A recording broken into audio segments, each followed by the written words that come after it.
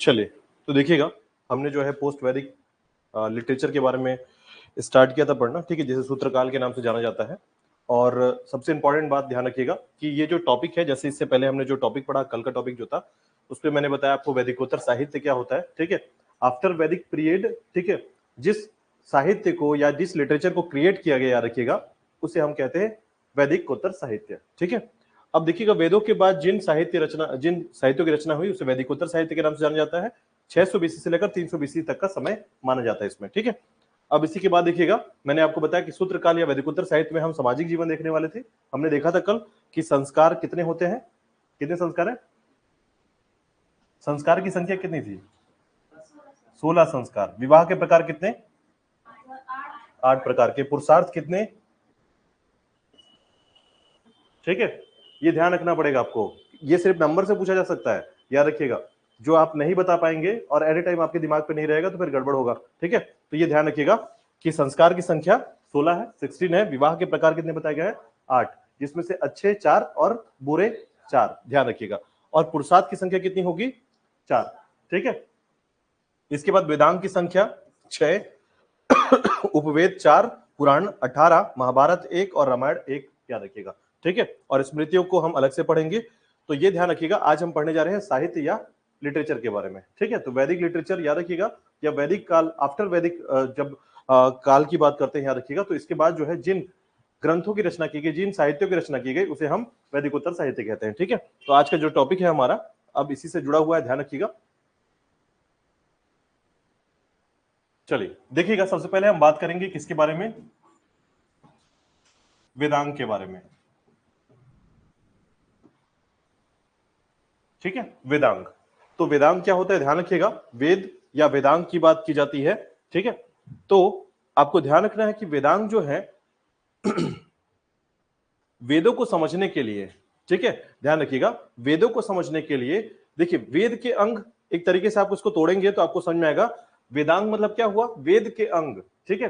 तो वेदों को समझने के लिए, याद रखिएगा, इन वेदांगों की रचना की गई थी, ठीक है। वेद को समझने के लिए, या फिर आप ऐसा कह सकते हैं कि एक तरीके से इन वेदों के साथ ये क्या है, एक प्रकार की उनकी सहायता के लिए, उनको समझने के लिए जो है एक प्रकार का साहित्य है, ठीक है। तो हम वेदांगों की संख्या के आधार पर देखेंगे, और इसको आप एक लाइन पर याद रखिएगा प्रॉपर कि कितने सारे वेदांग होते हैं। तो 6 वेदांग होते हैं, ध्यान रखिएगा, 6, ठीक है। तो वेदांगों की संख्या 6 होती है, और आपको ध्यान रखना है कि किस वेदांग के आधार पर किसको पढ़ा जाता है, ठीक है। तो सबसे पहले देखिएगा, वेदांगों के आधार पर जो है, हम इस पे पहले बाद में बात करेंगे, लेकिन एक बात ध्यान रखिएगा कि जब हम पांडिनी की बात करते हैं या ऋषि मुनियों की बात करते हैं, तो वेदांगों की रचना जो है ये बाद में हुई है, यानी कि वेदों के बाद, ठीक है। तो ये कहा जा सकता है, याद रखिएगा, कि इनके जो निर्माण किया गया, या इसका जो वेदांग का निर्माण किया गया, तो अलग अलग ऋषि मुनियों ने अपना आधार दिया इसमें, ठीक है। अब उसी आधार पर एक सबसे बेस्ट इंपॉर्टेंट बात आपको बताने जा रहा हूं मैं, देखिएगा, क्योंकि इस समय एक बात आती है कि वेदांगों की रचना के समय जो है पांडिनी ने, ठीक है, 6 वेदांगों के बारे में बताया है, ठीक है, ध्यान रखिएगा। पांडिनी ने 6 वेदांग जो बताए हैं वो मनुष्य के शरीर के आधार पर बताए गए हैं। देखिए, किसका आधार क्या है, तो पहले तो एक बात ध्यान रखिएगा कि जैसे कि पहले तो 6 वेदांगों का नाम याद रखिएगा। पहला है आपका शिक्षा, ठीक है, शिक्षा। उसके बाद आता है आपका कल्प, शिक्षा कल्प, ठीक है, याद रखिएगा। उसके बाद आता है आपका कल्प के बाद व्याकरण,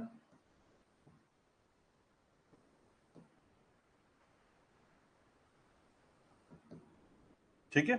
इसके बाद आता है आपका निरुक्त, निरुक्त, ठीक है। इसके बाद आता है आपका छंद, और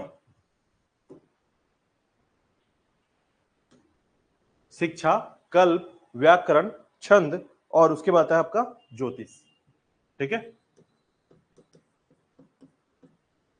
ज्योतिष, ठीक है। तो ये 6 होते हैं, ध्यान रखिएगा।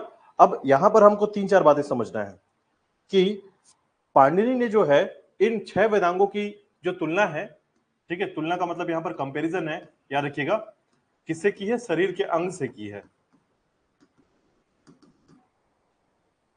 ठीक है। तो ये ध्यान रखिएगा कि किसने किसने वेदांगों की तुलना शरीर के अंग से की है, तो ध्यान रखिएगा किसने की है, हाँ, पाणिनि का नाम मत भूलिएगा, क्योंकि बहुत बार आपको पाणिनि सुनने को मिलेगा। अब कारण क्या है समझाता हूं, देखिएगा, क्योंकि देखिएगा किसी भी भाषा को, ठीक है, कोई भी लैंग्वेज है मान लीजिए, उस लैंग्वेज का अगर किसी के पास व्याकरण है तभी उस लैंग्वेज का वैल्यू बढ़ता है।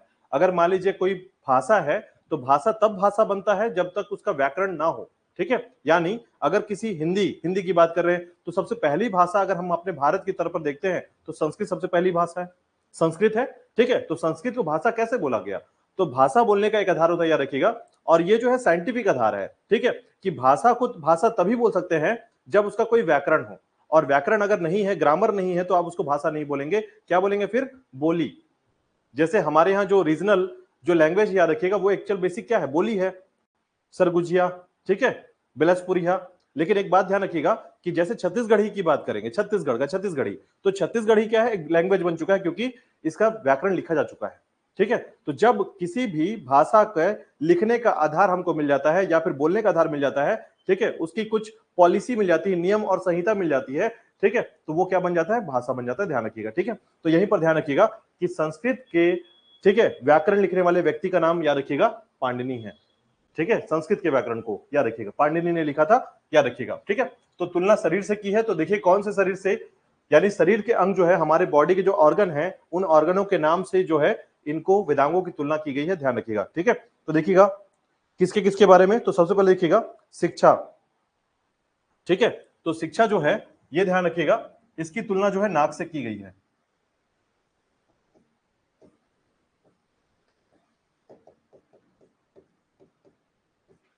नाक से, ठीक है, याद रखिएगा, इसकी तुलना की गई है नाक से। और वही कल्प की बात करें तो याद रखिएगा, कल्प हाथ, ठीक है। व्याकरण, देखिएगा व्याकरण की जो तुलना की गई है हमारे यहां, ठीक है, व्याकरण के क्रम पर, तो याद रखिएगा इसकी तुलना मुख से की गई है, मुख यानी माउथ, ठीक है, मुख। और उसी के बाद देखिएगा निरुक्त की तुलना किससे की गई है, तो ध्यान रखिएगा निरुक्त जो है ये कहलाता है कान, ठीक है। छंद की बात करते हैं तो छंद जो है ये पैर से, ठीक है। और वही ज्योतिष की बात करते हैं, याद रखिएगा, तो ज्योतिष जो है ये की गई है आपके आंख से, आंख, ठीक है। तो ये ध्यान रखिएगा कि जो तुलना की गई है कल्प, व्याकरण, निरुक्त, छंद और आंख से, ठीक है। तो ध्यान रखिएगा शिक्षा के लिए नाक, कल्प के लिए हाथ, व्याकरण के लिए मुख, और निरुक्त के लिए कान, छंद के लिए पैर, और ज्योतिष के लिए आंख, ठीक है। याद करना होगा थोड़ा सा, ध्यान रखिएगा, ठीक है। अब देखिएगा इसके बारे में थोड़ा सा हम डिटेल से पढ़ते हैं, ठीक है। तो ध्यान दीजिएगा कि शिक्षा बेसिकली क्या है, उसके संबंध में हमें क्या पढ़ने को मिलता है। तो ध्यान रखिएगा शिक्षा जो है, जब हम वैदिक को, वेदों को पढ़ते हैं, ठीक है, शिक्षा के क्रम पर, याद रखिएगा इसके बारे में मैं परिभाषित कर रहा हूं इसको, ठीक है। तो देखिएगा शिक्षा जो है वैदिक मंत्रों व स्वरों के उच्चारण के लिए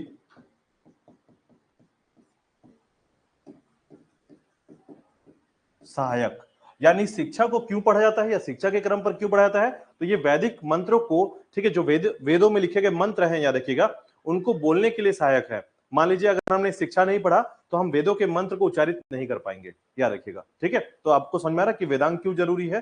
तो वेदांग जो है ये बेसिकली, वेदांग ये है, याद रखिएगा, इसमें जो 6 पार्ट दिए गए, 6 अंग दिए गए हैं, याद रखिएगा, इसी के आधार पर जो है वेदों को पढ़ा जा सकता है, समझा जा सकता है, ठीक है। तो ध्यान रखिएगा शिक्षा से हम क्या प्राप्त करते हैं, वैदिक मंत्रों का उच्चारण और स्वरों के, ठीक है, सही उच्चारण पर। यानी आपने देखा होगा कि कई बार हम जब मंत्र को उच्चारित करते हैं तो हम गलत पढ़ते हैं, ठीक है। तो उसे गलत पढ़ने का कारण क्या है, हमें शिक्षा के उस क्रम पर जानकारी नहीं होता है।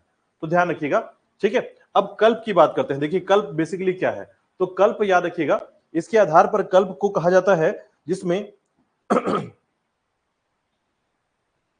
जो वैदिक मंत्रों के अलावा जो कर्म कांड है, ठीक है, कर्म कांड, बेसिकली कल्प को थोड़ा सा हमें डिटेल में पढ़ना है, ध्यान दीजिएगा कल्प के बारे में। आप कल्प को थोड़ा सा अलग से याद रखिएगा, कल्प, ठीक है।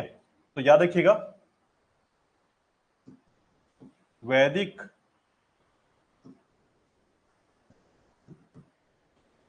कर्म कांड व विधि, ठीक है। तो वैदिक कर्मकांड तथा विधि के संबंध में ध्यान रखिएगा कि वैदिक कर्मकांड और विधि जो है, ठीक है, तो उस विधि के जो है कर्मकांडों और ऐसे नियम या संहिता, ठीक है, जो कि हम वैदिक कालों से सीखते हैं या वैदिक से सीखते हैं, याद रखिएगा। तो वेदों में लिखे गए जितने कर्मकांड है, उसके विधि हैं या फिर उसके जो नियम है, ठीक है, उसका जो सूत्रपात हुआ है उसे समझने के लिए हम क्या पढ़ते हैं, कल्प पढ़ते हैं, याद रखिएगा। यानी वैदिक कर्मकांड और विधियों को समझने के लिए, ठीक है, तो ध्यान रखिएगा वैदिक कर्मकांड और विधि जो है उसके जो पॉलिसी है, यानी किस प्रकार से जो है विधियों को लिखा गया है, याद रखिएगा, नियम कैसे बनाए गए हैं, सूत्र कैसे बनाया गया है, वो सब कुछ समझने के लिए कल्प को पढ़ा जाता है, याद रखिएगा, ठीक है। अब कल्प के 3 आधार होते हैं, याद रखिएगा, यानी कल्प जो है इसके अंतर्गत 3 चीजें आती हैं, याद रखिएगा, ठीक है, यानी कल्प के 3 भाग हैं, ठीक है।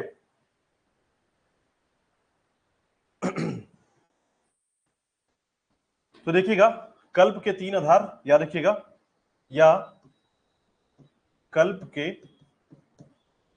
3 भाग हैं, ठीक है। पहला भाग कहलाता है, याद रखिएगा,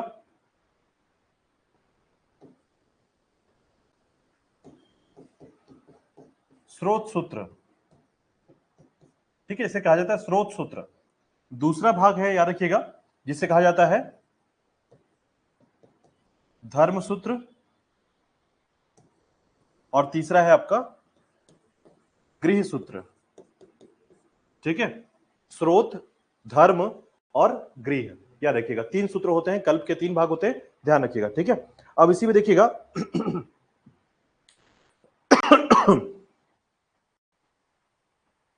देखिएगा, तो स्रोत, गृह, धर्म या स्रोत, धर्म, गृह जो है ये कल्प के 3 भाग हैं, ठीक है।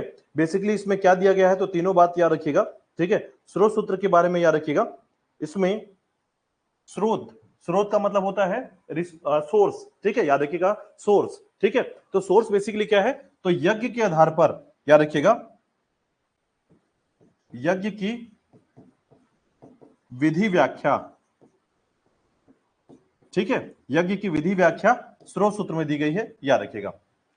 जितने यज्ञ के प्रकार होते हैं, जैसे मैंने बताया था, यस अश्वमेघ यज्ञ हो गया, ठीक है, वाजपेयी यज्ञ हो गया, राजसूय यज्ञ हो गया, तो उसके क्या दिए गए हैं यहाँ पर तरीके, कैसे यज्ञ को करना है। यज्ञ को जैसे आपने देखा होगा पंडित जी लोग बताते हैं ना कि यहाँ पर बेल पत्र लगेगा, यहाँ पर आम के पत्ते लगेंगे, ठीक है, यहाँ पर 2 बार आहुति देनी है ना, 3 बार देनी है, ये सारी जानकारी जो कहाँ मिलेगा, स्रोत सूत्र में मिलेगा, याद रखिएगा, ठीक है। अब धर्म सूत्र की बात करते हैं, लेकिन एक बात और ध्यान रखिएगा, स्रोत सूत्र के अंतर्गत जो है एक भाग होता है जिसको कई बार पूछा गया एग्जाम में, सुल्व सूत्र, ठीक है। तो स्रोत सूत्र का ही एक भाग है, याद रखिएगा, जिसका नाम है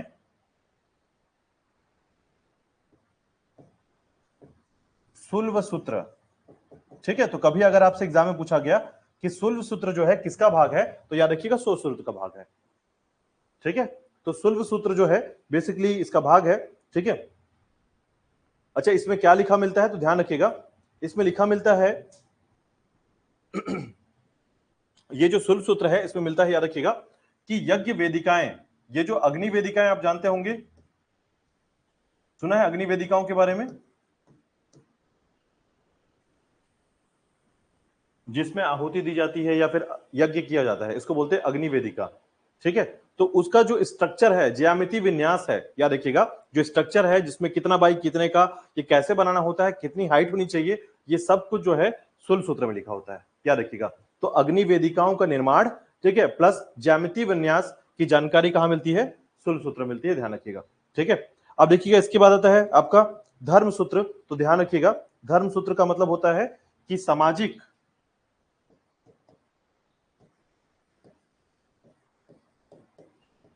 राजनैतिक और धार्मिक विधि, नियम, संहिता, ठीक है। सामाजिक, राजनीतिक, धार्मिक, विधि, नियम, संहिता कहलाता है आपका, ठीक है। और ये ध्यान रखिएगा, ये आपके धर्म सूत्र में आता है। धर्म सूत्र बेसिकली क्या है, आपके जीवन में जुड़ा हुआ आपका सोशल लाइफ, पॉलिटिकल लाइफ और रिलीजियस लाइफ, ठीक है, इन तीनों के आधार पर आपको जीवन कैसे जीना है, उसके जीने के आधार जो है धर्म सूत्र के बारे में बताया गया है, याद रखिएगा, ठीक है। अब इसी के बाद देखिएगा गृह सूत्र क्या है, तो ध्यान रखिएगा,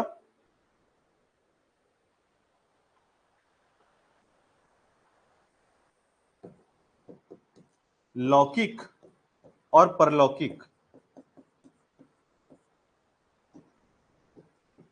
कर्तव्य। ठीक है, तो बेसिकली जो है इस दुनिया में याद रखिएगा, जब हम इस दुनिया में रहते हैं तो हमारा कर्तव्य क्या होगा, ड्यूटीज क्या होंगे, और मृत्यु के उपरांत दूसरी दुनिया में हमारी ड्यूटीज क्या होंगे, ये सभी चीजें बताई गई हैं। ठीक है, तो ध्यान रखिएगा, लौकिक परलौकिक कर्तव्य आपके किस में आते हैं, गृह सूत्र में आते हैं, याद रखिएगा। ठीक है, तो ये तीन बातें ध्यान रखिएगा। चलिए वापस आते हैं, तो ये तीन बातें बहुत बेसिक से हैं, याद रखिएगा, बहुत आसानी से समझ जाएंगे। देखिएगा, स्रोत सूत्र का मतलब ध्यान रखिएगा। देखिए कल्प बेसिकली क्या है, तो ध्यान रखिए, कल्प से हमने किसकी तुलना की है, हाथ की तुलना। हाथ से क्या कर सकते हैं, यज्ञ कर सकते हैं। ठीक है, एक कॉन्सेप्ट है जोड़ने का, बस याद कराने के लिए आपके। ठीक है, तो याद रखिएगा, तो कर्म कांड जितने भी चीजें की जाती है हमारे द्वारा, कर्म किया जाता है, किससे किया जाता है, हाथ से किया जाता है। तो ध्यान रखिएगा कि पाणिनि ने कल्प की तुलना किससे, किस शरीर के अंग से की है, हाथ से की है। हाथ से क्या करते हैं आप, कर्म करते हैं। हाथ से कोई भी हमारा जो भी वर्क होता है, काम होता है, वो किससे होता है, हाथ से होता है, तो कर्म कांड याद रखिए। ठीक है, तो उसके विधि के बारे में कल्प में दिया गया, ध्यान रखिएगा। ये तीन प्रकार से दिए गए हैं, पहला है स्रोत, ठीक है, दूसरा है धर्म, तीसरा है गृह। ठीक है, तीनों कार्य हाथ से हो रहे हैं, तो ध्यान रखिएगा, स्रोत सूत्र जो है यज्ञ की विधि, हाथ से यज्ञ को पूरा करना। ठीक है, सामाजिक, राजनीतिक और धार्मिक जो धर्म है, धर्म बेसिकली धर्म सूत्र है, याद कर लीजिए, धार्मिक सूत्र के बारे में दिया गया है जानकारी, धार्मिक कि धर्म में क्या क्या करना होता है, उसका कर्तव्य क्या है, उसके नियम क्या है। ठीक है, और उसके बाद ध्यान दीजिएगा, गृह सूत्र के बारे में बताया जाएगा। तो लौकिक और परलौकिक शब्द को याद रखिएगा। लौकिक और परलौकिक क्या होता है, लौकिक का मतलब होता है, जैसे देखिए अलौकिक, ठीक है, या लौकिक शब्द जैसे बहुत बार ऐसा सुनने को मिलेगा आपको। तो लोक मतलब क्या होता है, लोक, इसी लोक में है हम, यानी पृथ्वी पर। ठीक है, तो इस लोक में जहां पर हम जीवन को जी रहे हैं, ये लौकिक कहलाता है। ठीक है, लेकिन परलोक, तो पर मतलब होता है दूसरा, ठीक है, और लोक मतलब दूसरे दुनिया में। तो याद रखिएगा, इस दुनिया में और दूसरे दुनिया में हमारे कर्तव्य क्या होंगे, वो लिखा गया गृह सूत्र में। ठीक है, तो ध्यान रखिएगा, क्योंकि देखिए हमारे यहाँ जो है ना, बहुत सारी चीजें फेमस है। जैसे हमारे यहाँ क्या है, जन्म मृत्यु एक सत्यार्थ है, जन्म होगा तो मृत्यु होगी, कंफर्म है। तो मृत्यु के बाद वो व्यक्ति कहां जाता है उसके बारे में जानकारी नहीं, तो हम क्या बोलते हैं, वो परलोक चला गया, बोलते हैं परलोक सिधार गया। ठीक है, तो ये ध्यान रखिएगा कि इसका मतलब है कि इस दुनिया में और दूसरी दुनिया में जो है हमारे कर्तव्य क्या होगा, उससे संबंधित है आपका गृह सूत्र। ठीक है, क्लियर बात। चलिए इसके बाद देखिएगा, अब आते हैं व्याकरण पे। ठीक है, तो देखिएगा व्याकरण जो है ध्यान रखिएगा, व्याकरण बेसिकली मैंने अभी जस्ट क्या बताया आपको, कि व्याकरण अगर है तो किसी भी भाषा को भाषा बोल सकते हैं आप। ठीक है, अगर व्याकरण नहीं है तो भाषा भाषा नहीं बन सकता, याद रखिएगा।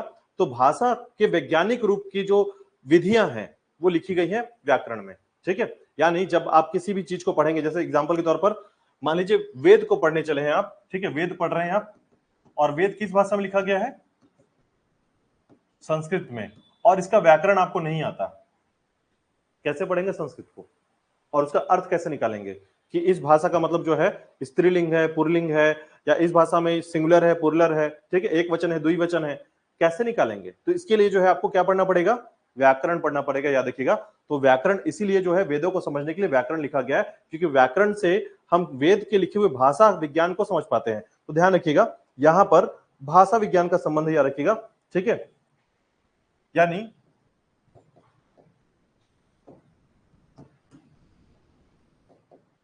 भाषा विज्ञान हेतु। ठीक है, तो व्याकरण क्यों पढ़ा जाता है, भाषा विज्ञान हेतु। और यहां पर दो लोगों का नाम याद रखिएगा। ठीक है, पहला नाम याद रखिएगा, बहुत बार एग्जाम में पूछा गया, तो आप एकदम प्रॉपर याद रखिएगा। ठीक है, तो देखिएगा पाणिनि ने क्या लिखा था, बताइए जल्दी से। पाणिनि ने लिखा था, अभी व्याकरण मैंने बताया था, पाणिनि ने संस्कृत का व्याकरण लिखा है, तो याद रखिएगा वो है आपका अष्टाध्यायी, इसका नाम है।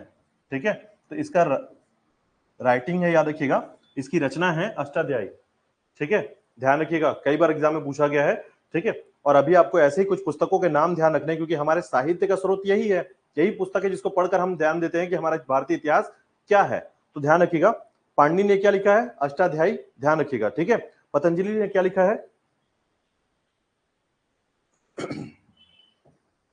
पतंजलि का नाम याद है आपको, इसके प्रोडक्ट यूज करते हैं आप लोग। ठीक है, तो इसने लिखा है, याद रखिएगा, महाभाष्य, महाभाष्य। ठीक है, तो पाणिनि का अष्टाध्यायी, पतंजलि का महाभाष्य, याद रखिएगा। और एक और नाम याद रखिएगा, कात्यायन, कात्यायन, ठीक है। और इसने लिखा है, याद रखिएगा, वार्तिक, ठीक है। तो वार्तिक जो रचना की गई है, वार्तिक। तो ये 3 रचनाएं याद रखिएगा और 3 ऋषि मुनियों का नाम याद रखिएगा, पाणिनि, पतंजलि और कात्यायन, ठीक है। तो एग्जाम में पूछा गया था, ध्यान रखिएगा, कि इन ऋषि मुनियों को मुनित्रय, ठीक है, क्या कहते हैं? मुनित्रय, ठीक है। नाम याद रखिएगा, मुनि त्रय। तो ये मुनित्रय में क्वेश्चन पूछा जाता है, याद रखिएगा, कि हमारे वैदिकोत्तर साहित्य में जो है मुनित्रय में किसे शामिल नहीं किया गया है या कौन कौन शामिल है, ठीक है। तो ध्यान रखिएगा, पतंजलि, पाणिनि और कात्यायन। तो प से 2 नाम है, याद रखिएगा, पतंजलि और पाणिनि, और दूसरे याद रखिएगा कात्यायन का वार्तिक, ठीक है। तो ध्यान रखिएगा ये, ठीक है। तो हमारे इतिहास में इन्हें मुनित्रय के नाम से जाना जाता है, ठीक है। चलिए नेक्स्ट देखिएगा, इसके बाद आता है निरुक्त, ठीक है। तो निरुक्त जो है, याद रखिएगा, निरुक्त, तो याद रखिएगा, कहने का मतलब होता है कि शुरुआत, ठीक है। तो आप ध्यान दीजिएगा कि देखिए हमने क्या कहा है, शिक्षा नाक से, ठीक है, तुलना किया गया, कल्प का हाथ से किया गया, और वही व्याकरण के लिए मुख किया गया, क्योंकि यहीं से आप बोल करके भाषा को बोल सकते हैं, ठीक है। तो ये याद हो जाएगा आपको कि व्याकरण के लिए कैसे तुलना किया गया है, मुख से। अब मुख से बोलेंगे तभी तो व्याकरण बोल पाएंगे आप, ठीक है। तो ध्यान दीजिएगा। अब देखिए ये निरुक्त जो है ना, ये कान से बताया गया। कान से का मतलब क्या होता है? कान का मतलब होता है कि हम सुने, ठीक है, सुनने के लिए। तो ध्यान दीजिएगा, निरुक्त जो है ये है व्युत्पत्ति का, व्युत्पत्ति शास्त्र, ठीक है। तो इसमें ध्यान दीजिएगा कि व्युत्पत्ति शास्त्र क्या होता है,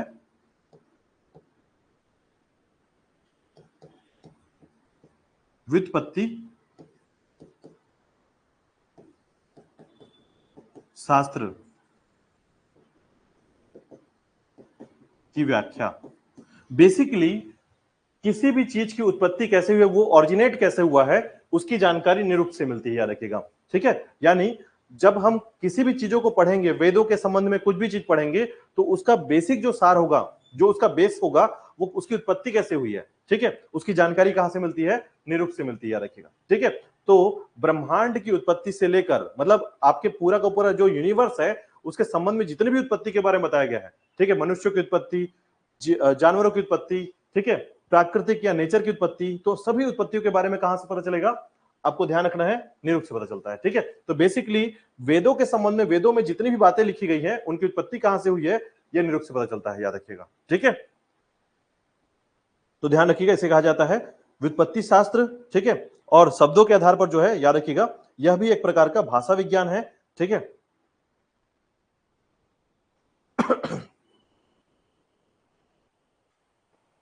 तो याद रखिएगा, यह भी एक प्रकार का क्या है? भाषा शास्त्र है, या भाषा विज्ञान कह सकते हैं। यह भी एक प्रकार का भाषा शास्त्र है। और ध्यान रखिएगा, इसमें एक सबसे महत्वपूर्ण शब्द आता है, ठीक है। यानी निरुक्त में जो है सबसे महत्वपूर्ण शब्द आता है, याद रखिएगा, जो एक व्यक्ति है, याद रखिएगा, जिनका नाम है यास्क, ठीक है, ये नाम मत भूलिएगा, यास्क, ठीक है। इन्होंने एक ग्रंथ लिखा था, याद रखिएगा, और यही है निरुक्त। यानी इसको सबसे पहला भाषा विज्ञान का ग्रंथ माना जाता है, याद रखिएगा, यास्क द्वारा रचित ग्रंथ निरुक्त, ठीक है। तो ध्यान रखिएगा, भाषा शास्त्र का प्रथम ग्रंथ माना जाता है यास्क द्वारा रचित निरुक्त को।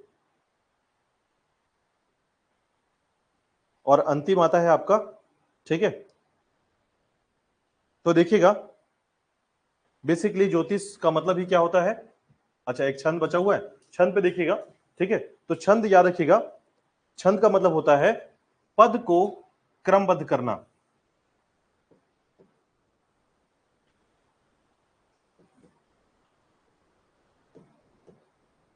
पद को लयबद्ध या क्रमबद्ध करना, ठीक है। तो बेसिकली एक बात याद रखिएगा कि जब हम छंद की बात करते हैं, छंद का मतलब होता है बांधना, ठीक है। छंद आपने शब्द सुना होगा, इसका अर्थ होता है बांधना, ठीक है। तो हम जब किसी भी वाक्य को एक सीक्वेंस में, प्रॉपर एक लय में, एक प्रॉपर जो उसके साउंड को मैच करता हो, याद रखिएगा, उसमें जब हम बांधते हैं उसे, जब स्पेशली बांधते हैं तो बेसिकली वो छंद कहलाता है। ठीक है, तो इसे हम वेदों को जिस तरीके से उच्चारित करना है, जैसे कई बार ऐसा होता है जब आप गायत्री मंत्र पढ़ते हैं, देखिएगा गायत्री मंत्र या कोई भी मंत्र पढ़ते हैं तो प्रॉपर जैसे सब लोग पढ़ते हैं वैसे ही आप पढ़ते हैं, अपने मन से कुछ अलग पढ़ लेते हैं क्या?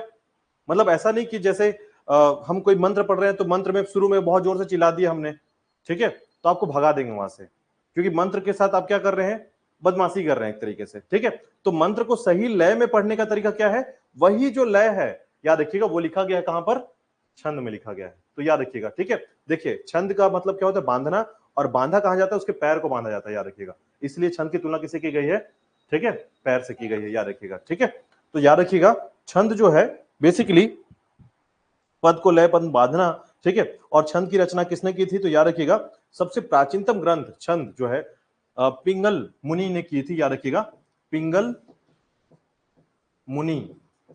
ठीक है, इन्होंने छंद पुस्तक की रचना की है। ठीक है, छंद की रचना सबसे प्राचीन ग्रंथ है, याद रखिएगा, छंद पर पिंगल मुनि ने इसकी रचना की थी।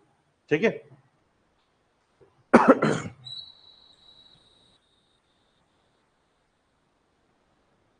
चलिए इसके बाद देखिएगा ज्योतिष। ठीक है, तो देखिएगा ज्योतिष में जो है एक ही चीज इंपॉर्टेंट होता है, याद रखिएगा, जिसमें आप क्या पढ़ते हैं, इसमें भविष्यवाणी। तो याद रखिएगा ग्रह नक्षत्र और भविष्यवाणी जो है इसी ज्योतिष शास्त्र से पढ़ा जाता है।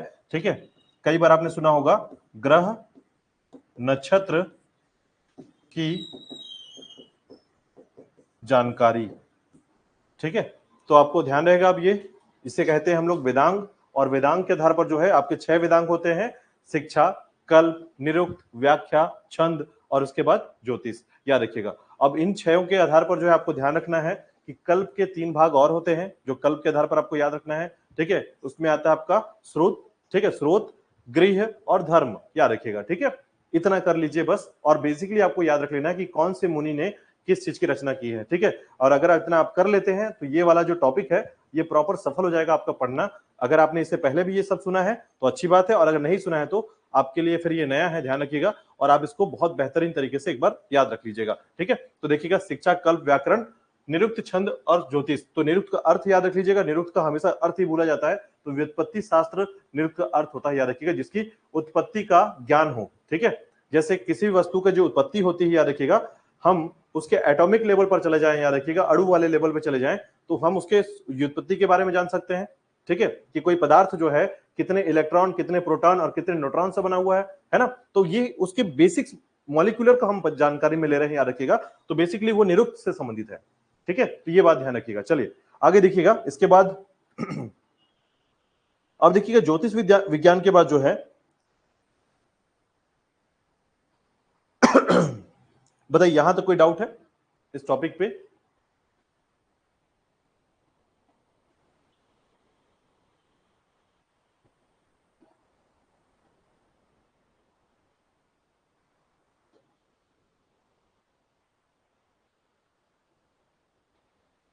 अच्छा, एक ज्योतिष के बारे में 2 बातें याद रखिएगा। ठीक है, ज्योतिष शास्त्र के संबंधित एक आचार्य हैं, याद रखिएगा, लगध मुनि, इनका नाम याद रखिएगा। ठीक है, लगध मुनि, ये ज्योतिष से संबंधित है, याद रखिएगा, लगध मुनि। ठीक है, और जैसे आपने गार्गी संहिता पढ़ा है, बृहद संहिता पढ़ा है या नारद संहिता पढ़ा है, ये सभी जो संहिता है, याद रखिएगा, वो सभी के सभी ज्योतिष ग्रंथ से संबंधित है। ठीक है, सभी लोगों के बारे में आप याद रखिएगा थोड़ा थोड़ा। ठीक है, चलिए इसके बाद देखिएगा, यहां तक समझ में आ गया आपको? ठीक है, आगे चलें। इसके बाद देखिएगा, फिलहाल यहां तक हम आ गए हैं, देखिए हम वेदांग पढ़ चुके हैं, अब चलते हैं उपवेद में। उपवेद पहले भी पढ़ चुके हैं आप, एक बार कंपेयर कर लेते हैं। ठीक है, देखिएगा उपवेद। ठीक है, उपवेद की संख्या कितनी है? 4, याद रखिएगा। ठीक है, तो देखिएगा उपवेद में सबसे बेसिक चीज आता है, याद रखिएगा, जिसमें पहले आप वेदों को याद करें, तो वेद में देखिएगा पहला वेद हो गया आपका ऋग्वेद, दूसरा वेद हो गया आपका यजुर्वेद, तीसरा वेद हो गया आपका सामवेद और चौथा वेद हो गया आपका अथर्ववेद। ठीक है, ये 4 वेद हैं, याद रखिएगा। और इन चारों वेद के जो है उपवेद कहे गए हैं। ठीक है, बेसिकली उपवेद क्या होता है तो ध्यान रखिएगा, उपवेद जो है इनके आधार हैं। ठीक है, या फिर आप इनका विस्तार कह सकते हैं। ठीक है, उपवेद जो है वेदों का विस्तार कहलाते हैं। ठीक है, तो देखिएगा, अब जैसे अगर हम याद रखें तो जैसे हम बात करते हैं, याद रखिएगा ऋग्वेद के बारे में, तो याद रखिएगा इसका उपवेद क्या है, पढ़ चुके हैं आप लोग, आयुर्वेद इसका उपवेद है, याद रखिएगा। यजुर्वेद का उपवेद क्या है, धनुर्वेद। ठीक है, याद रखिएगा धनुर्वेद। सामवेद का उपवेद क्या है, गंधर्व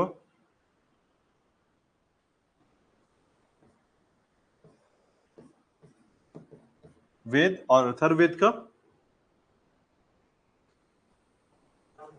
ब्रह्मवेद। ठीक है, याद रखिएगा ये 4 वेद हैं, याद रखिएगा। ठीक है, अब देखिएगा आयुर्वेद से हमको क्या जानकारी मिलता है, मतलब हमको जो है आयुर्वेद से जानकारी क्या मिलता है, तो ध्यान रखिएगा बेसिकली ऋग्वेद के बाद जो आयुर्वेद बनाया गया या आयुर्वेद की जो जानकारी मिलती है, इसमें जानकारी मिलती है, याद रखिएगा चिकित्सा शास्त्र की। ठीक है, तो याद रखिएगा आयुर्वेद बेसिकली क्या है, मेडिकल पर्पज से बनाया गया, याद रखिएगा। और इससे जानकारी मिलती है किसके बारे में, चिकित्सा शास्त्र की। ठीक है, तो चिकित्सा शास्त्र के संबंध में ये जानकारी मिलती है आयुर्वेद में। और ध्यान रखिएगा इसके संबंध से आपको 2 बातें याद रखना है। ठीक है, चिकित्सा शास्त्र से संबंधित है और इसके रचयिता कौन है, बताइए, मैंने बताया था इसके रचयिता,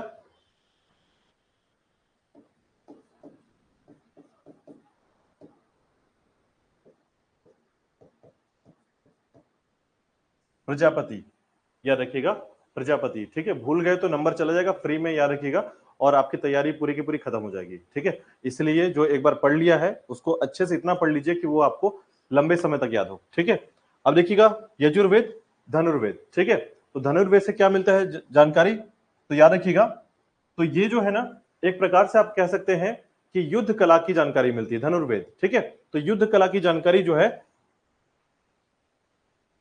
युद्ध कला शास्त्र किसने रचा है इसको, विश्वामित्र ने। ठीक है, इसके बाद आता है आपका सामवेद और उसका उपवेद क्या है, गंधर्ववेद। गंधर्ववेद में बेसिकली क्या जानकारी मिलती है, तो याद रखिएगा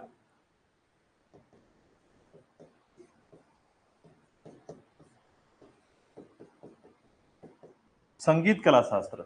ठीक है, तो संगीत का बेसिकली देखिए यहां पर जो गंधर्व है या गंधर्व संबंधित है, याद रखिएगा।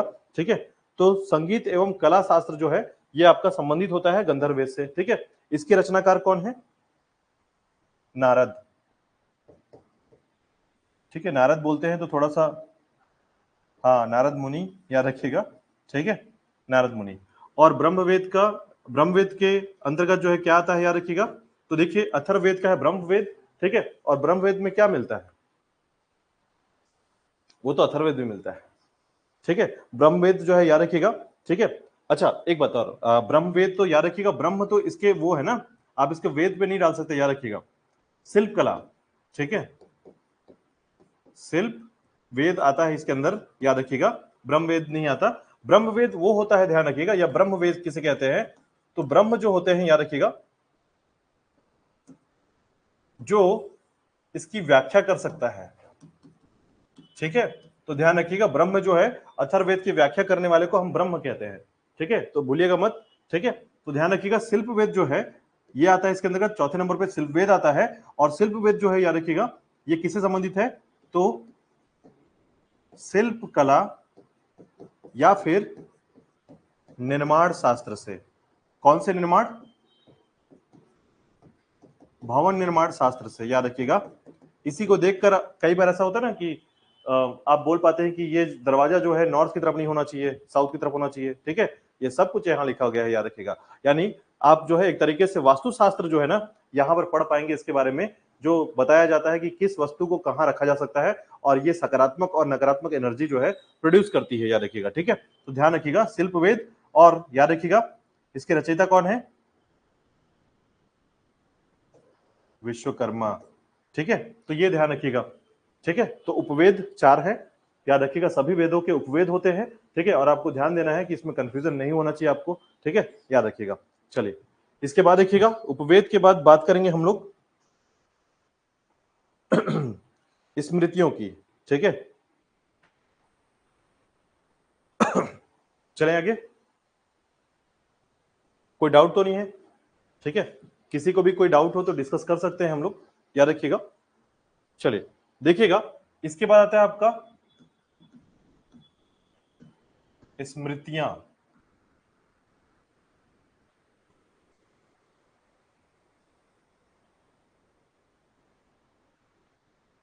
स्मृतियां, ठीक है, बेसिकली जो स्मृतियां हैं, याद रखिएगा ये जो स्मृति है मनुष्यों के द्वारा निर्मित है। ठीक है, तो मनुष्यों के द्वारा निर्मित है, इसका मतलब यह है कि इनको हम स्मृति कहते हैं, याद रखिएगा। ठीक है, मनुष्यों के द्वारा निर्मित। ठीक है, और ये वैदिक उत्तर साहित्य के अंतर्गत आता है, यानी कि पोस्ट वैदिक पीरियड में जो है इसका निर्माण हुआ है, याद रखिएगा। यानी वेदों के बाद जैसे वैदिक काल समाप्त हो गया, उसके बाद जो है आपको जो जितने भी स्मृतियां हैं उनका निर्माण मनुष्यों ने किया है, ध्यान रखिएगा। ठीक है, तो इसका निर्माण ऐसे कैसे हुआ है, तो ध्यान रखिएगा इसका निर्माण हुआ है आचार संहिता के लिए, कानून ग्रंथ है। बेसिकली स्मृति क्या है, तो ध्यान रखिएगा कानून ग्रंथ है। तो ध्यान रखिएगा जैसे हमें जीवन जीने के लिए हमें कैसा जीवन जिया जाता है, तो कई बार आपने सुना होगा बहुत सारे से नियम कानून आपके घर पे बताए जाते हैं, ऐसा करना चाहिए, ऐसा नहीं करना चाहिए। ठीक है, तो वो सारी चीजें जो है कानून या लॉ जिसे कह सकते हैं आप, याद रखिएगा कि लाइफ का जो लॉ है, ठीक है, उसके बारे में जो जानकारी मिलती है वो स्मृतियों से मिलती है। ठीक है, तो लाइफ का लॉ, या फिर आप ऐसा कह सकते हैं कि पूरे के पूरे एक मनुष्य के जीवन में जो उसका सामाजिक जीवन होता है, राजनीतिक जीवन होता है, पॉलिटिकल लाइफ होता है, सोशल लाइफ होता है, या फिर धार्मिक जीवन होता है, ठीक है, रिलीजियस लाइफ, उन सभी के बारे में जो कानून लिखे गए हैं कि उसके जीवन में क्या क्या होना चाहिए, क्या शामिल नहीं होना चाहिए, उस सभी कानूनों को कहां लिखा गया है, स्मृति में लिखा गया, याद रखिएगा। बेसिकली यह एक प्रकार का कानून ग्रंथ होता है। ठीक है, तो ध्यान रखिएगा। अब देखिएगा इसमें क्या क्या मिलता है, तो ध्यान रखिएगा स्मृतियों में इसके 3-4 बातें हम डिस्कस करेंगे, देखिएगा। ठीक है, तो ध्यान रखिएगा यह एक कानून ग्रंथ है। दूसरा याद रखिएगा यह किस में लिखी जाती है,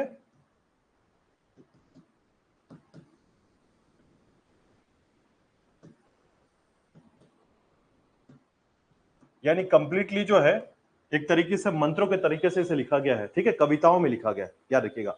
ठीक है, तो यह जो है पोएट्री के तरीके पर लिखा गया है, याद रखिएगा। तो कविताओं के तौर पर यानी पद के तौर पर लिखा गया है। ठीक है, एकमात्र जो है विष्णु स्मृति, ये लिखा गया है आपके स्टोरी लाइन पे या फिर गद्य में लिखा गया है, याद रखिएगा। एकमात्र गद्य में लिखा गया है। ठीक है, तो ये ध्यान रखिएगा गद्य और पद में। तो स्मृतियां जो है सामान्य तौर पर पद पे लिखा मिलेगा आपको। ठीक है, अब वहीं पर देखिएगा कुछ स्मृतियों की बात कर लेते हैं, जैसे देखिएगा तो देखिएगा पहले नंबर पर आता है आपका मनुस्मृति। ठीक है,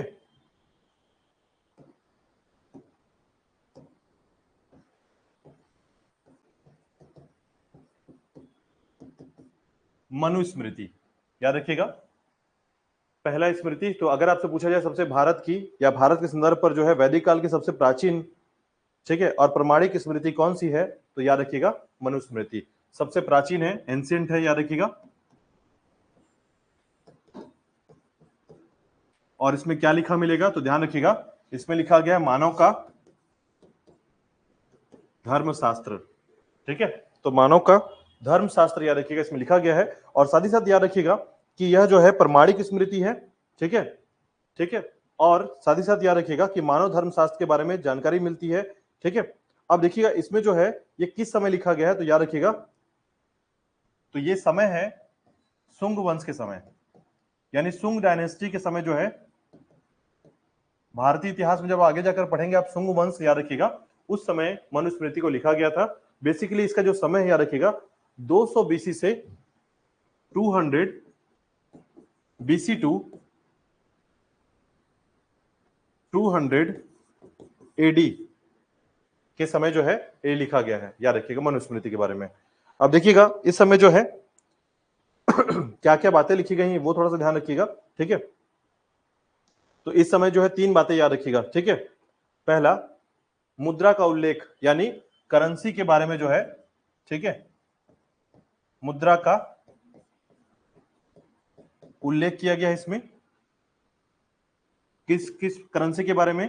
तो याद रखिएगा सोना, गोल्ड के बारे में, तांबा, कॉपर के बारे में, और चांदी, सिल्वर के बारे में जो है उल्लेख किया गया कि करेंसी इस समय 3 प्रकार की हुआ करती थी, ठीक है, या मुद्रा जो है 3 प्रकार से आता था, गोल्ड में, ठीक है, तांबा में, कॉपर में, और उसके बाद सिल्वर में या चांदी में, ठीक है। इसके अलावा ध्यान दीजिएगा इसमें एक बात और लिखा गया है, ठीक है, ठीक है, क्लियर यहां तक? आगे देखिएगा, जो विधवा हुआ करते थे, याद रखिएगा विधवाओं को पुनर्विवाह का अधिकार समाप्त हो गया था।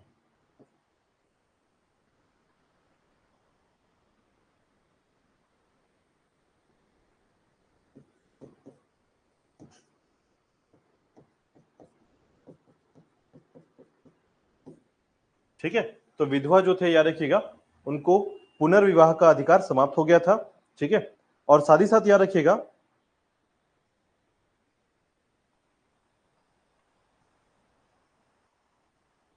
ठीक है, तो विधवा जो थे, विधवा विडो कहते हैं, याद रखिएगा इनको पुनर्विवाह या रीमैरिज करने का अधिकार नहीं था, ठीक है। तो ये ध्यान रखिएगा कि पुनर्विवाह जो है विडोज जितने थे, याद रखिएगा उनको पुनर्विवाह का अधिकार नहीं दिया गया था। मनुस्मृति में ये बातें लिखी हुई मिली हैं, ठीक है। इसके अलावा याद रखिएगा एक और याद रखिएगा, स्त्री को संपत्ति का अधिकार नहीं था।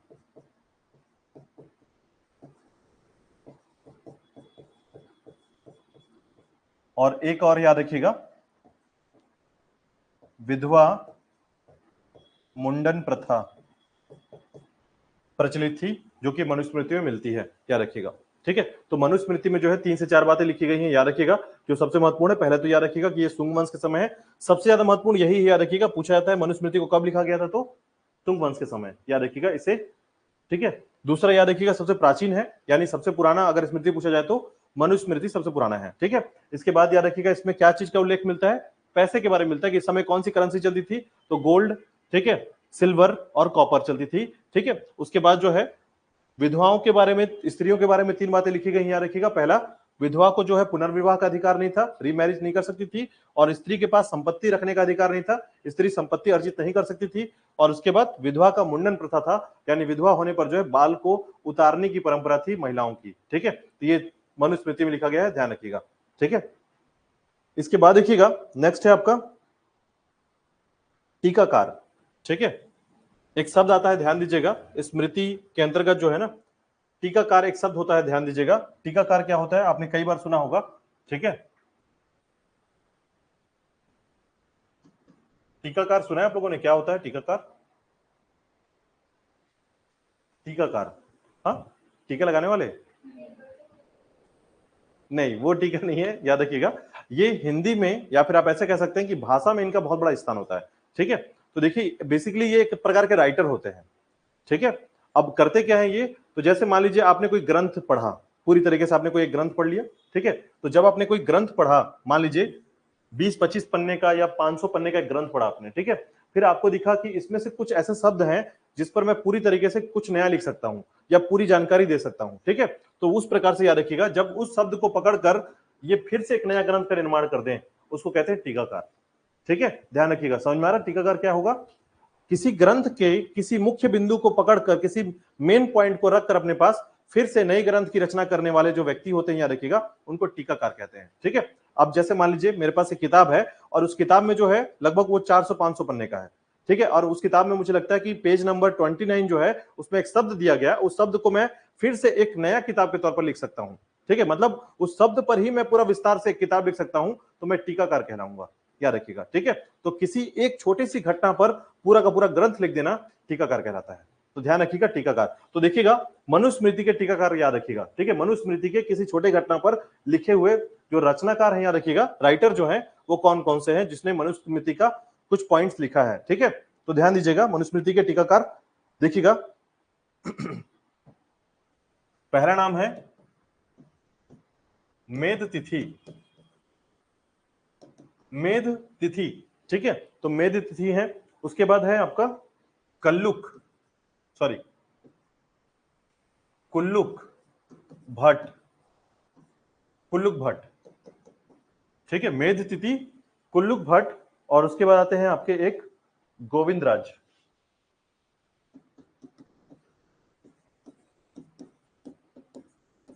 भारद्वाज, ठीक है। ये तीन टीकाकार हैं, याद रखिएगा, मनुस्मृति के टीकाकार हैं। जब, ठीक है, जब स्थिति पीएससी से ऊपर उठकर आईएएस लेवल पे जाएगी तो ध्यान रखिएगा यहां से क्वेश्चन बनेगा, ठीक है। मतलब आप ये समझ लीजिए कि आप कम से कम यूपीएससी लेवल पर चीजों को पढ़ रहे हैं, याद रखिएगा, ठीक है। तो आपको ये बात थोड़ा सा ध्यान रखना है कि टीकाकार क्या है, मेथिति, कुल्लुक भट्ट और गोविंदराज भारद्वाज, और एक नाम याद रखिएगा, भारूची, ठीक है। तो ये सभी जो आते हैं, याद रखिएगा, ये सभी टीकाकार कहलाते हैं, मनुस्मृति के टीकाकार हैं ये, ठीक है। देखिएगा, इसके बाद जो है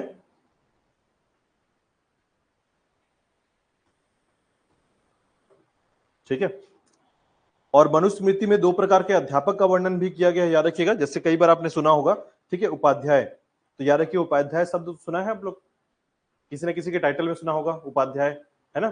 तो ध्यान रखिएगा, उपाध्याय जो है, तो जो जीवन निर्वाह के लिए अध्यापन का कार्य करते थे उनको उपाध्याय कहा जाता था, ठीक है। मनुस्मृति में दो अध्यापकों की जानकारी मिलती है, पहला है उपाध्याय, और उपाध्याय क्या करते थे, जीवन निर्वाह के लिए, और ये बात क्वेश्चन पूछा गया, याद रखिएगा, कथन कारक में क्वेश्चन आया हुआ था, ठीक है।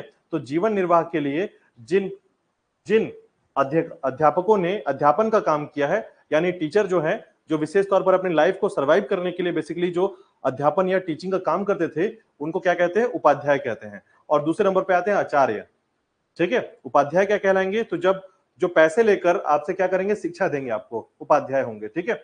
और जो लोग निःशुल्क शिक्षा देते थे उनको कहते थे आचार्य, याद रखिएगा, ठीक है। तो ये दो प्रकार से उपाध्याय और आचार्य के बारे में जानकारी मिलती है आपके मनुस्मृति में, ठीक है।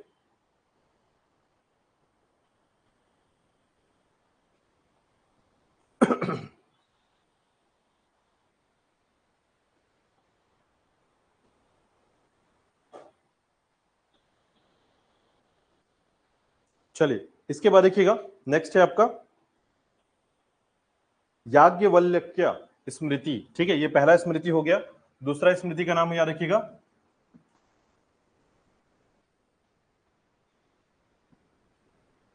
याज्ञवल्क्य, ठीक है।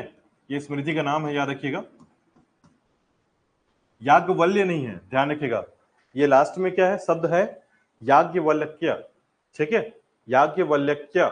तो क्या बोलेंगे तभी ये पूरा होगा, क्योंकि इससे पहले मैंने आपको अरण्यक में पढ़ाया था, याज्ञवल्य अरण्यक, ठीक है। तो ध्यान रखिएगा वो दोनों अलग अलग है, ठीक है, स्मृति और अरण्यक, ध्यान रखिएगा, ठीक है। अब इसमें दो बातें याद रखिएगा याज्ञवल्य में, ठीक है। क्यों, क्योंकि इसमें दो बातें जो है लिखी गई हैं, और ये दोनों बातें जो है मनुस्मृति से बिल्कुल विपरीत है, अलग है, ठीक है। पहला बात याद रखिएगा, इसका निर्माण जो हुआ है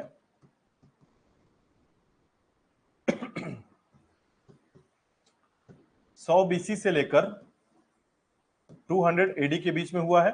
दूसरी बात याद रखिएगा, इसमें विधवा पुनर्विवाह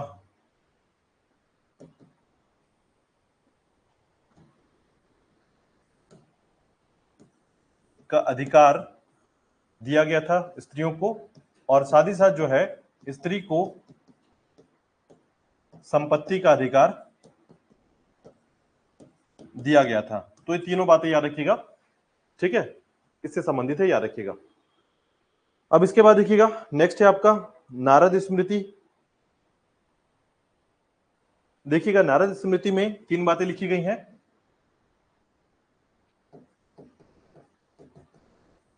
नारद स्मृति में लिखी गई है, पहला याद रखिएगा कि नारद स्मृति में जो है नियोग प्रथा, मैंने बताया था आपको नियोग प्रथा के बारे में। दूसरा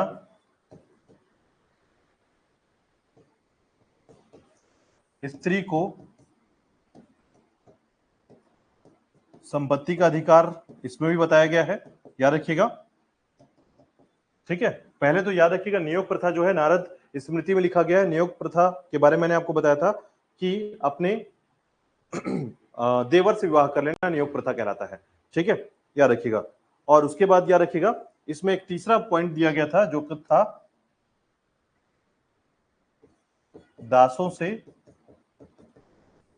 मुक्ति। ये तीन बातें याद रखिएगा, नारद स्मृति में लिखा गया है। ठीक है, मुख्य तीन बातें, नियोग प्रथा का प्रचलन, दूसरा स्त्रियों को संपत्ति का अधिकार और पुनर्विवाह का अधिकार था, और दासों से मुक्ति, दासों को मुक्ति जो है, दासों से मुक्ति नहीं, दासों को मुक्ति, मुक्ति।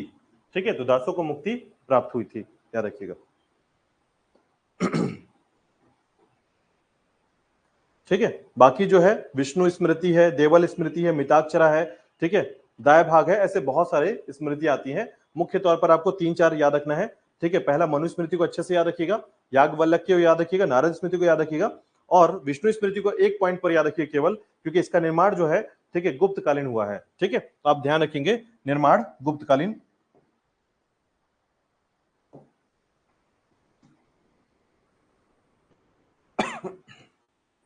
विष्णु स्मृति, और याद रखिएगा इसका निर्माण हुआ है आपका गुप्तकालीन। ठीक है, यानी गुप्त डायनेस्टी के समय जो है इसका निर्माण माना जाता है। और दूसरा एक पॉइंट याद रखिएगा, इसमें मुद्राओं का उल्लेख मिलता है, यानी करेंसी कौन सी उस समय चल रही थी, याद रखिएगा। ठीक है, उसके बारे में जानकारी मिलती है।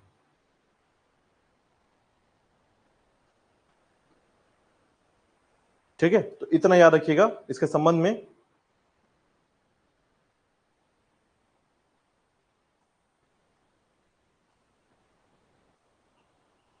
चलिए नेक्स्ट देखिएगा, दर्शन जो सबसे महत्वपूर्ण है, याद रखिएगा। ठीक है, दर्शन के बारे में बात करते हैं, समझिएगा कि दर्शन क्या है। तो देखिएगा, ये थी स्मृतियां जिसमें 4 प्रमुख स्मृतियों के बारे में बताया, स्मृतियों की संख्या और भी ज्यादा है, याद रखिएगा। ठीक है, तो देखिएगा दर्शन बेसिकली क्या है। ठीक है, तो दर्शन के बारे में मैंने आपको बताया था इससे पहले कि दर्शन होता क्या है। बेसिकली दर्शन जो है वो फिलॉसफी है, याद रखिएगा, फिलॉसफी। ठीक है, तो जैसे देखिएगा मैं आपसे पूछूंगा कि आप जो है अगर कहीं घूमने गए थे तो आपको कैसा लगा वहां पर। जैसे एग्जाम्पल के तौर पर मान लीजिए आप लोग में से कोई गोवा गया होगा। ठीक है, तो गोवा जाकर कैसा फील होता है। ठीक है, वही कुछ लोग जो है नंदा देवी गए हों, या फिर कुछ लोग जो है उत्तराखंड गए हों। ठीक है, या फिर कुछ लोग जो है घर के बाहर ही घूम लिए हों, है ना। तो ऐसा ही हो सकता है घर से बाहर कहीं घूम लिए। तो बेसिकली जब आपसे पूछा जाता है कि आपको कैसा लगा, और अपने मन के वृतांत को आप जब बताते हैं, मतलब अपना जो है पॉइंट ऑफ व्यू बताते हैं, बेसिकली वही दर्शन कहलाता है।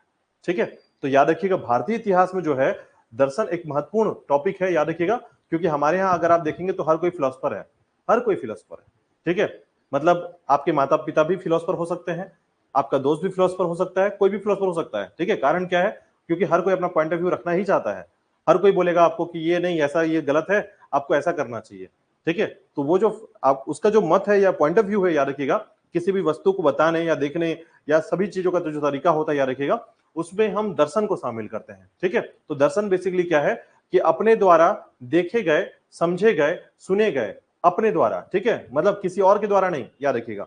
आप खुद जब किसी वस्तु को देखते हैं, समझते हैं और उसकी बातों को सामने लाकर रखते हैं, वो दर्शन कहलाता है। ठीक है, तो किसी व्यक्ति के द्वारा किसी क्षेत्र के बारे में स्वयं से प्राप्त जानकारी जो है उसका दर्शन कहलाता है, याद रखिएगा। ठीक है, तो हमारे भारतीय इतिहास में कितने प्रकार के दर्शन है, 6, याद रखिएगा। षड दर्शन, इसलिए इसका नाम है षड दर्शन।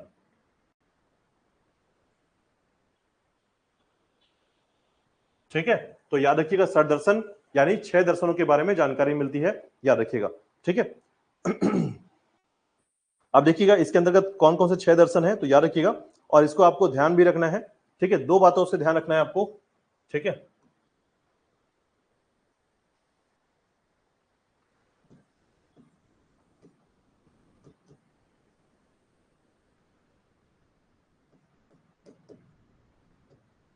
सांख्य दर्शन, ये पहला दर्शन हो गया, याद रखिएगा। योग दर्शन, ठीक है। सांख्य दर्शन पहले नंबर पर आता है, योग दर्शन दूसरे नंबर पर आता है, याद रखिएगा, और क्रम से ही लिखेंगे इसको। ठीक है, तो ध्यान रखिएगा, सांख्य, योग, तीसरे नंबर पे आता है आपका न्याय, चौथे नंबर पर आता है आपका वैशेषिक, वैशेषिक, ठीक है, वैशेषिक दर्शन याद रखिएगा। और इसके बाद पांचवें नंबर पर आता है, याद रखिएगा, पूर्व मीमांसा, और छठवें नंबर पर आता है, याद रखिएगा,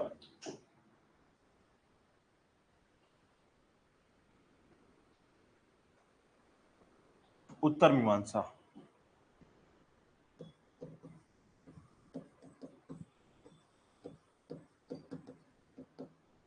उत्तर मीमांसा, ठीक है।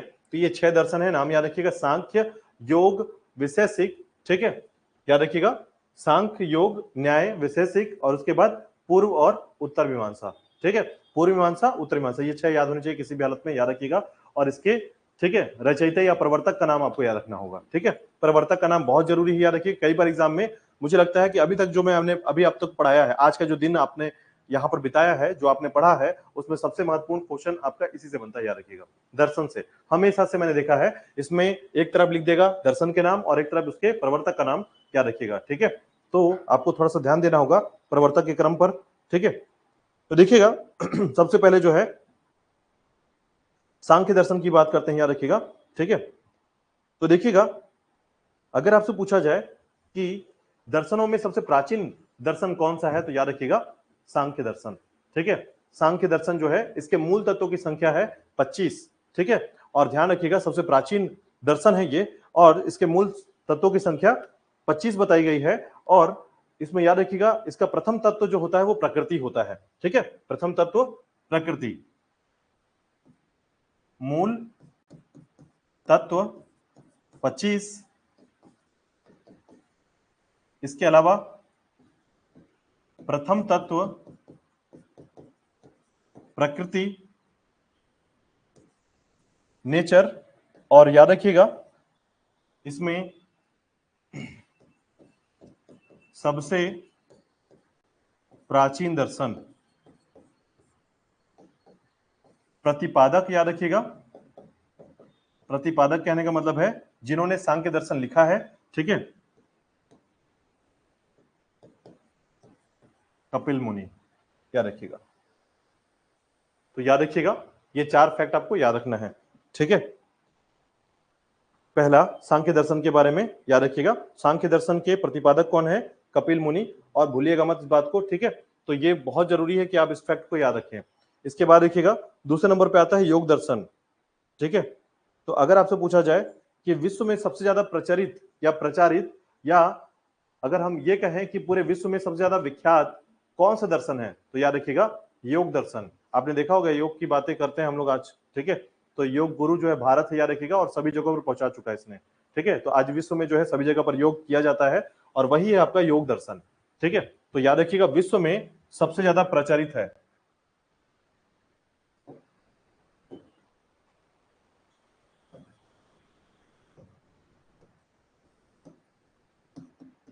इसे कहा जाता है विख्यात होना, विश्व में सबसे ज्यादा विख्यात होना। ठीक है, सर्वाधिक प्रचलित होना, तो विख्यात होना। दूसरा पॉइंट याद रखिएगा इससे जुड़ा हुआ, जिसमें याद रखिएगा कि योग दर्शन जो है अच्छा, एक सबसे महत्वपूर्ण चीज आपको मुझे लगता है ये पढ़ाने की जरूरत भी नहीं पड़ेगी। ठीक है, इसमें मुख्य तौर पर जो है योग दर्शन में 8 क्रियाएं बताई गई हैं, टोटल 8 क्रियाएं, यानी इसके 8 पार्ट हैं, याद रखिएगा। बताइए मुझे, योग दर्शन को किसने प्रतिपादित किया था? पतंजलि ने। ठीक है, आज आपने देखा हो बाबा रामदेव जो है पतंजलि और पतंजलि से जुड़ा हुआ योग करते। ठीक है, तो याद रखिएगा इसके प्रतिपादक हैं पतंजलि। ठीक है, तो ये ध्यान रखिएगा, योग दर्शन के प्रतिपादक। ठीक है, और इसको याद रखना है आपको। चलिए, इसके बाद देखिएगा, नेक्स्ट है आपका ठीक है, न्याय दर्शन। तो याद रखिएगा न्याय दर्शन बेसिकली क्या है, तो याद रखिएगा इसमें पदार्थों की व्याख्या की गई है और ईश्वर को विश्व का सृष्टिकर्ता बनाया जाता है। मतलब बताया जाता है कि इस विश्व का किसने बनाया है, ईश्वर ने बनाया है। ठीक है, तो ये न्याय दर्शन में कहा जाता है, याद रखिएगा कि विश्व के रचयिता या विश्व के सृष्टिकर्ता कौन है,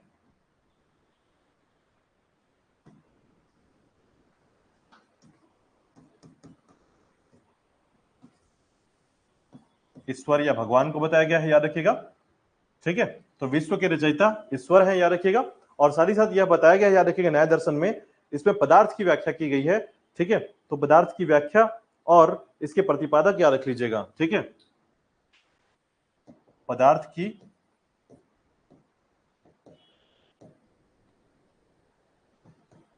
व्याख्या की गई है इसमें और प्रतिपादक का नाम याद रखिएगा अक्षपाद गौतम।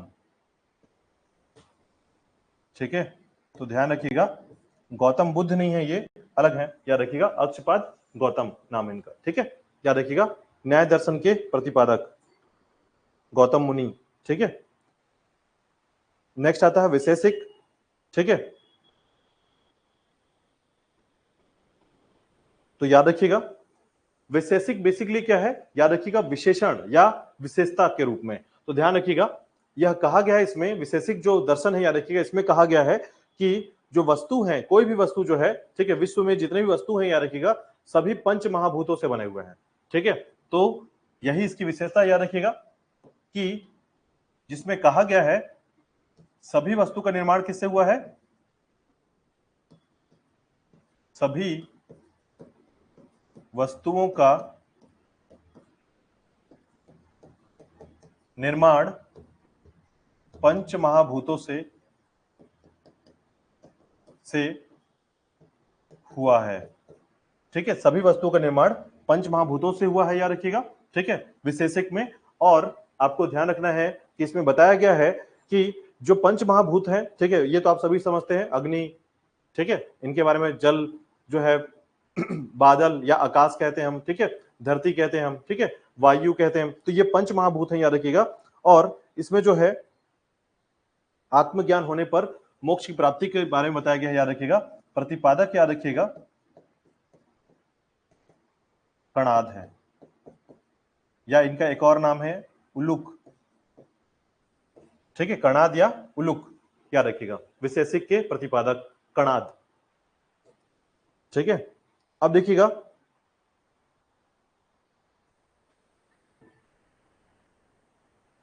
पूर्व मीमांसा में एक बात याद रखिएगा, पूर्व मीमांसा जो है पूर्व मीमांसा यह बोलता है, याद रखिएगा, या पूर्व मीमांसा के संबंध में याद रखिएगा। ठीक है, दो बातें आपको ध्यान रखना है। पहला कि इसमें जो है वेद को ही अंतिम सत्य मानता है ये। ठीक है, पूर्व मीमांसा क्या करता है, वेदों को अंतिम प्रमाण मानता है या सत्य मानता है। तो वेद को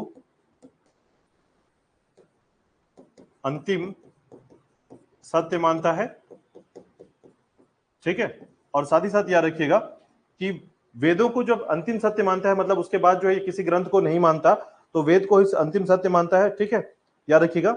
और इसके प्रतिपादक जो हैं जैमिनी है, जैमिनी याद रखिएगा प्रतिपादक है। ठीक है, जैमिनी। और उसके बाद देखिएगा अंतिम है आपका, ठीक है, जो कि केवल ब्रह्म को सत्य मानता है। ठीक है, यानी जीवात्मा के ब्रह्म से लीन होने पर ही जीवात्मा जो है, याद रखिएगा, मोक्ष की प्राप्ति कर सकता है, याद रखिएगा। तो ये कहलाता है आपका ब्रह्म को अंतिम सत्य मानने वाला।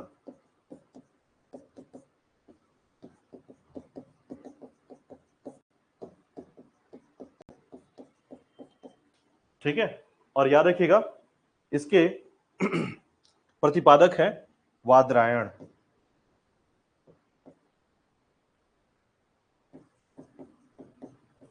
वादरायण, ठीक है, याद रखिएगा। तो वादरायण जो है इसके प्रतिपादक हैं, इसके जैमिनी है, इसके कणाद है, इसके गौतम है, पतंजलि है और कपिल मुनि है, याद रखिएगा। तो ये 6 आपको याद रखना है, इन्हीं 6 क्रम से आप चीजों को याद कर पाएंगे, याद रखिएगा। ठीक है, फिर से दोहराते हैं, देखिएगा दर्शन क्या है, तो फिलॉसफी है, याद रखिएगा। फिलॉसफी मुझे ज्यादा समझाने की जरूरत तो नहीं पड़ेगी फिलॉसफी के बारे में, याद रखिएगा। इसके 6 आधार माने गए हैं, याद रखिएगा। पहले नंबर पर क्या आता है? सांख्य। सबसे पहले याद रखिएगा, आपके क्वेश्चन बैठे जब तक, देखिए अभी आपके दिमाग में ना बहुत अच्छे से ये सेट होगा, लेकिन एग्जाम के टाइम पर ना ये कई बार ऐसा होता है कि आपको कंफ्यूज जाते हैं कि पतंजलि आगे है या फिर कौन आगे है, ठीक है। तो ध्यान रखिएगा कि सबसे पहला जो दर्शन दिया गया था पूरे प्राचीन इतिहास में हमारे, सबसे पहला दर्शन था सांख्य दर्शन, ठीक है। उसके बाद आया था योग दर्शन, ठीक है। उसके बाद आया था आपका न्याय दर्शन, उसके बाद विशेषिक आया था, और विशेषिक के बाद पूर्व मीमांसा और उत्तर मीमांसा। पूर्व और उत्तर को तो बहुत अच्छे से पढ़ लेंगे, याद रखिएगा, ठीक है। तो पूर्व में याद रखिएगा जैमिनी है और उत्तर में आपका वादरायण है, ठीक है। बचे चार, तो चार में याद रखिएगा सांख्य दर्शन जो है सबसे पहला है कपिल मुनि, ठीक है। दूसरे नंबर पे कौन आया? तो याद रखिएगा योग पतंजलि, ठीक है। तीसरे नंबर पे न्याय अक्षपाद गौतम, तो कई बार अक्षपाद नहीं लिखा रहता है, गौतम लिखा रहता है, याद रखिएगा। तो आप बोलेंगे कि जो न्याय दर्शन है उसके प्रतिपादक हैं गौतम, ठीक है। और विशेषिक के कणाद, याद रखिएगा, ठीक है। तो ये 6 दर्शन आपको याद रखना है, ठीक है। चलिए आज के लिए इसमें ही इतना ही करेंगे, और कल से हम पढ़ेंगे पुराण, महाभारत और रामायण, ये 3 टॉपिक इसके बाद, ठीक है। तो कल का टॉपिक रहेगा आपका पुराण, रामायण और महाभारत के संबंध में, ठीक है। और उसके बाद जो है फिर हम स्टार्ट करेंगे भारतीय इतिहास में धार्मिक क्रांति के बारे में, ठीक है। तो धर्म में क्रांति कैसे उत्पन्न हुआ था इसके बारे में बात करेंगे, कि धर्म जो है कैसे हमारे यहाँ बदला, और धर्म के संबंध में हमें क्या क्या इसमें याद रखना होता है, ठीक है। चलिए कोई डाउट है, कोई क्वेश्चन है तो पूछ सकते हैं।